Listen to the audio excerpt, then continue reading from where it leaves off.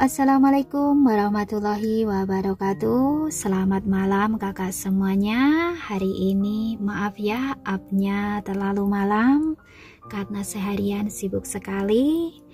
Oke, saya akan lanjutkan ceritanya. Kita langsung saja ke cerita selanjutnya. Selamat mendengarkan. Hei, apa yang akan kamu lakukan tentang ini? Kathleen ketakutan dan marah saat melihat tatapan jahat di mata Raffi. Dia melirik Tiara dan melihat bahwa dia benar-benar tidak berencana untuk membantunya. Jadi hatinya dipenuhi oleh kebencian. Namun dia tidak berani menunjukkannya karena ada Nico. Pada akhirnya dia tidak punya pilihan selain berbalik untuk melihat anggota orkestra lainnya dan menggetakkan giginya. Apa kalian semua tidak akan membantu saya? Para anggota saling melirik dan bersama-sama menggelengkan kepalanya. Salah satu dari mereka berkata, "Kathleen, kamu yang menyebabkan kekacauan ini. Jadi kamu harus menyelesaikannya sendiri." Kathleen sangat marah sehingga dia nyaris pingsan karena marah. Saat dia memelototi mereka, dia memaksa kata-kata keluar melalui giginya. "Oke, baiklah, kalian semua sebaiknya berhati-hati." Sementara itu Raffi sudah mulai kesal. "Hei, apa kamu sudah menemukan cara untuk menangani masalah ini? Kalau kamu masih belum memikirkan apapun, saya rasa kamu harus melakukan segalanya dengan cara saya sekarang." Kathleen tercengang dan dengan cepat membalasnya, "Saya bukan satu-satunya yang salah di sini. Jelas kamulah yang datang dengan niat buruk saat kamu datang ke meja kami." "Kalau begitu, sebelum kamu menyiramkan air pada saya, apa saya melakukan pelecehan padamu? Atau apakah saya melakukan kekerasan padamu?" tanya Raffi. Kathleen menggigit bibir bawahnya dan menjawab dengan gigi terkatup, "Tidak." Raffi tersenyum. "Lihat, saya tidak melakukan pelecehan padamu dan saya tidak menyerangmu. Saya hanya memulai percakapan.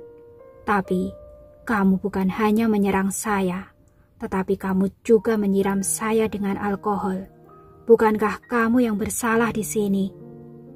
Segera setelah Raffi mengatakan ini, para penonton menatap Kathleen dengan tatapan sugestif. Dia sangat tersipu sehingga wajahnya memerah setelah ditatap oleh banyak orang.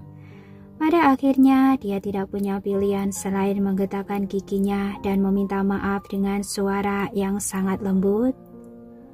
"Maaf, ini salah saya." "Apa katamu? Saya tidak mendengarnya." Raffi pura-pura tidak mendengarnya selagi dia menatap Kathleen dengan tatapan jahat. Kathleen tahu bahwa dia sengaja melakukannya. Jadi dia gemetar karena marah tetapi dia tidak berdaya. Dia mengepalkan tangannya erat-erat lalu meninggikan suaranya dan berteriak, "Maaf, ini salah saya. Seharusnya saya tidak menyerangmu atau menyirammu dengan air." Raffi tersenyum puas setelah mendengar ini. "Sebaiknya begitu." Saat Raffi berbicara, dia mengangguk ke arah Nico dan segera pergi bersama orang-orangnya. Bagaimanapun juga, Nico sudah turun tangan mengenai masalah ini, dan pria itu mungkin akan benar-benar menahan dia di sana sepanjang malam. Kathleen menyaksikan punggungnya yang bergerak menjauh sambil menggetakkan giginya dengan kebencian. Ketika yang lain melihat bahwa tidak ada lagi yang bisa dia lihat, mereka perlahan-lahan bubar.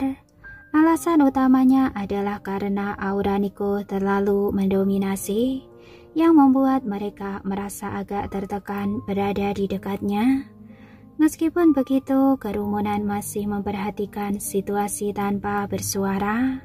Sementara itu, anggota orkestra lainnya menghela nafas lega saat melihat Raffi pergi. Tepat ketika seseorang hendak bertanya apa yang harus dilakukan selanjutnya, Hathaway buru-buru berlari masuk. Dia segera berjalan mendekat ketika dia melihat Kathleen dan yang lainnya berdiri di aula. Namun begitu dia mendekati mereka, dia melihat pipi putrinya merah dan bengkak. Jadi dia bertanya dengan marah, "Kathleen, siapa yang memukulmu? Apa yang terjadi?" Saat mengucapkan kalimat terakhir, dia menoleh ke orkestra. Namun demikian, sebelum anggota orkestra dapat memberitahunya tentang apa yang terjadi, Kathleen melontarkan tuduhan terlebih dahulu meskipun dialah yang sebenarnya bersalah. Itu karena dia tahu betul bahwa jika dia membiarkan orang lain mengatakan yang sebenarnya, ibunya pasti tidak akan membantunya. "Bu, ini semua salah Tiara. Kami meminta dia untuk membawa kami ke bar dengan lingkungan yang baik. Tetapi dia membawa kami ke sini dan membuat saya diganggu oleh beberapa penjahat. Tapi dia tidak peduli pada saya." Dia menyembunyikan beberapa detail, hanya menyoroti betapa berdarah dingin dan cueknya Tiara saat wanita itu berdiri diam. Benar saja, wajah Hathaway menjadi suram setelah mendengar itu. Anggota lain tidak menyangka Kathleen akan memutarbalikkan fakta membuat mereka marah.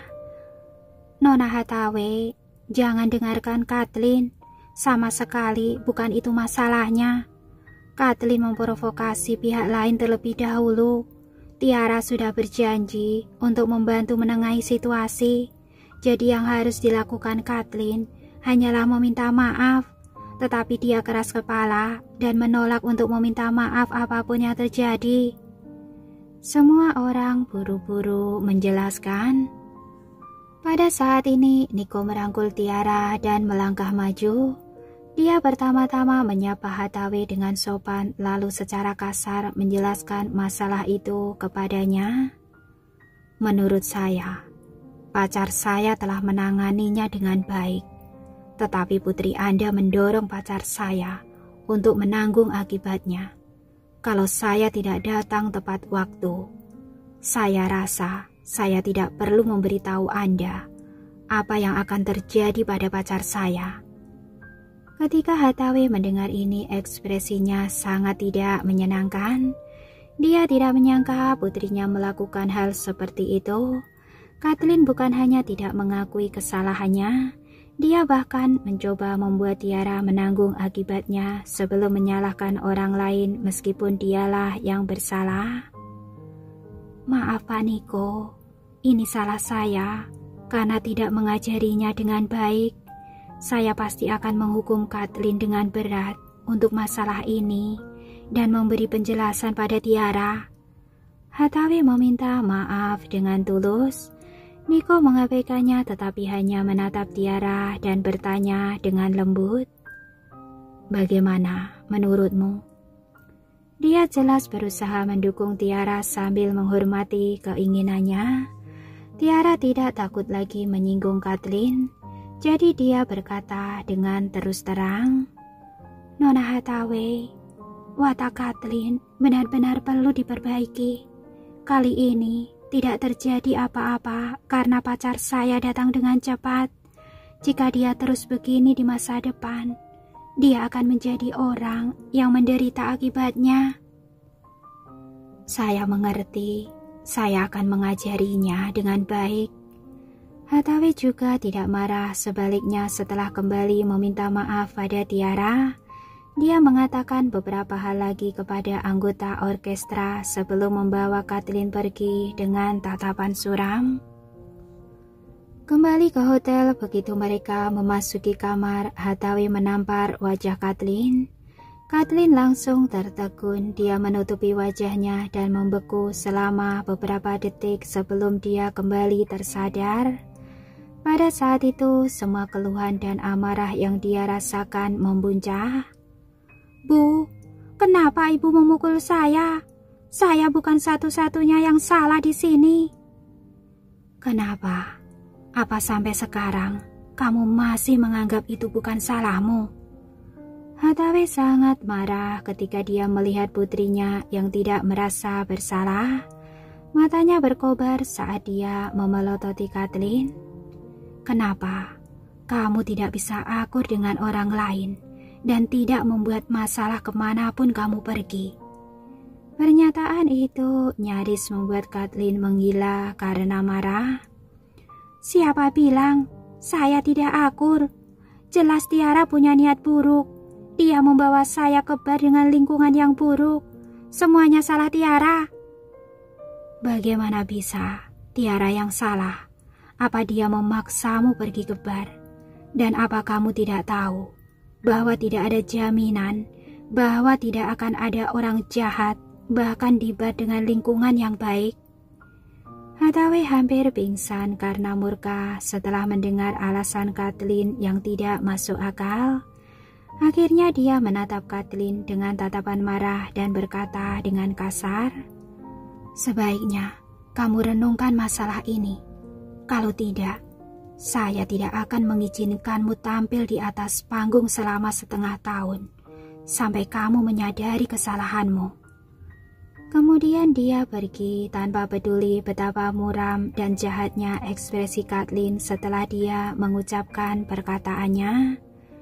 Sementara itu, setelah Tiara dan anggota orkestra mengucapkan selamat tinggal, dia mengikuti Nico ke dalam mobil dan pergi. Dalam perjalanan pulang, Tiara masih sedikit terguncang. Kemudian dia melingkarkan tangannya di pinggang ramping Nico dan dia berkata lirih, untung kamu datang tepat waktu.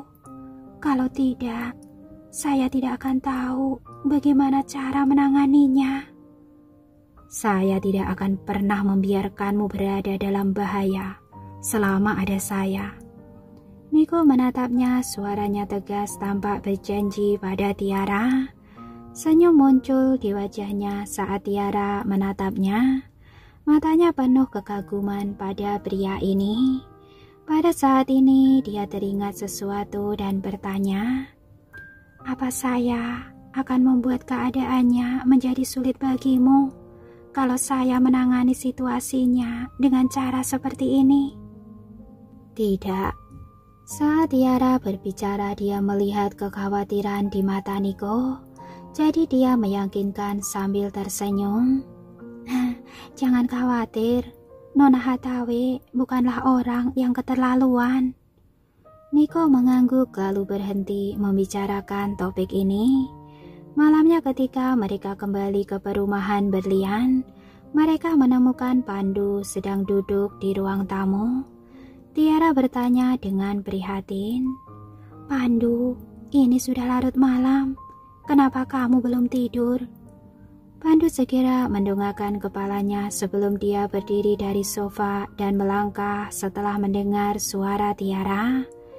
Namun ketika dia berbicara, dia dipenuhi oleh kekhawatiran yang tampak jelas. Tiara, kamu baik-baik saja? Tiara tampak bingung dengan pertanyaannya. Apa yang bisa terjadi pada saya?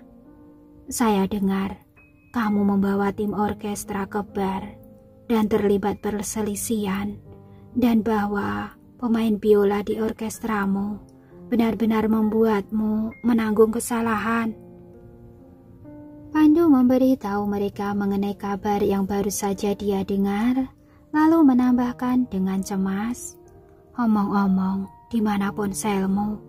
Saya menelponmu berkali-kali, tapi tidak tersambung. Ponsel saya ada di dalam tas.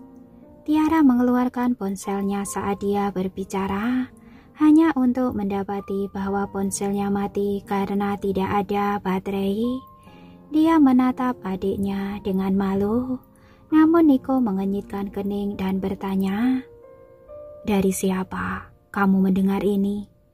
Pandu membeku lalu menjawab, saya bertemu beberapa klien waktu itu, dan kami semua dalam obrolan grup.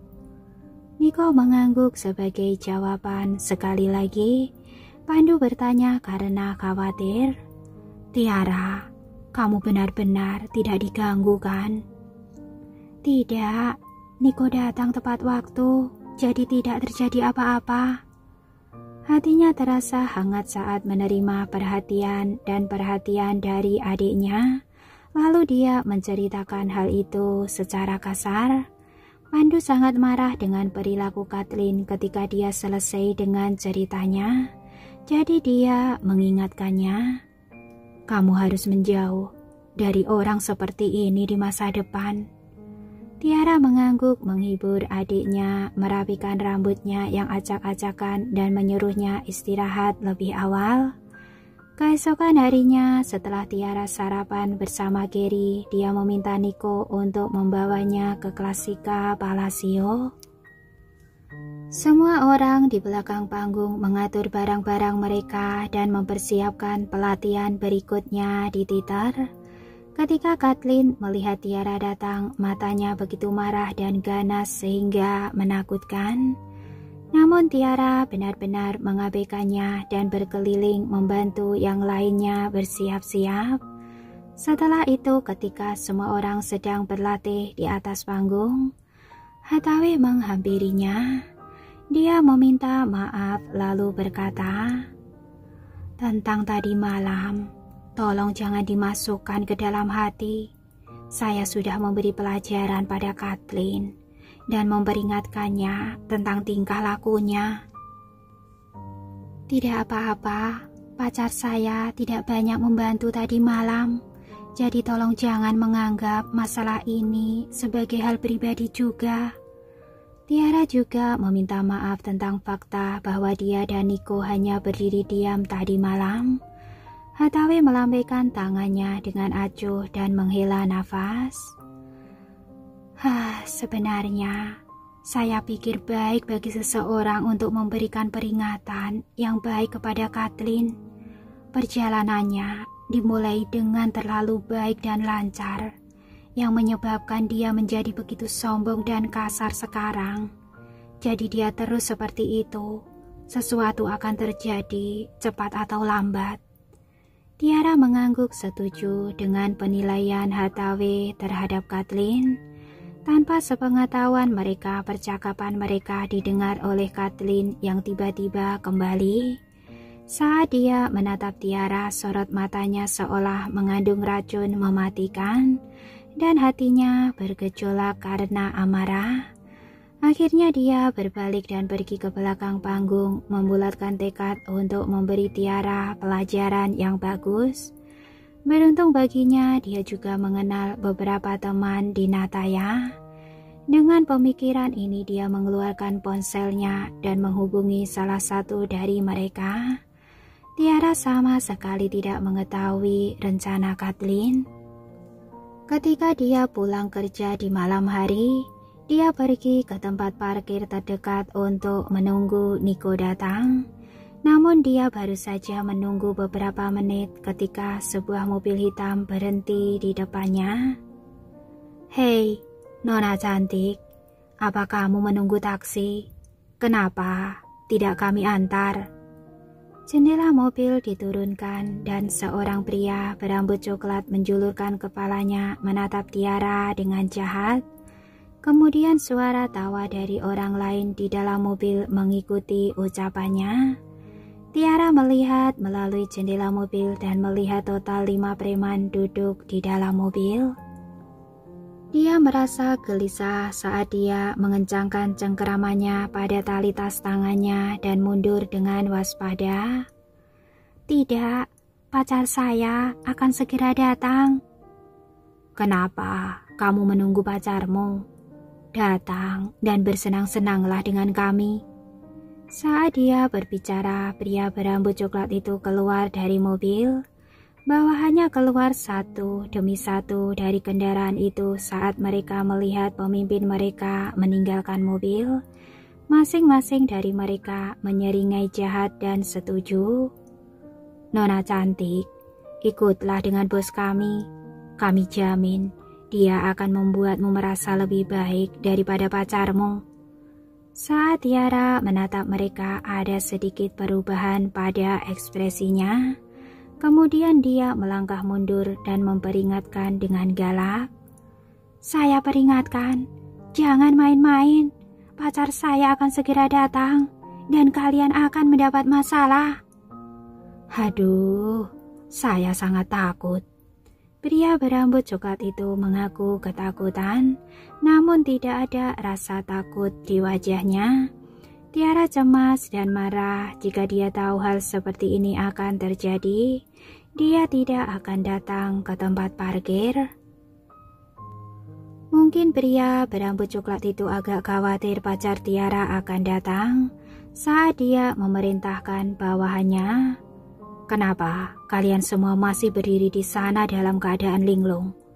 Cepat bawa wanita cantik ini ke dalam mobil.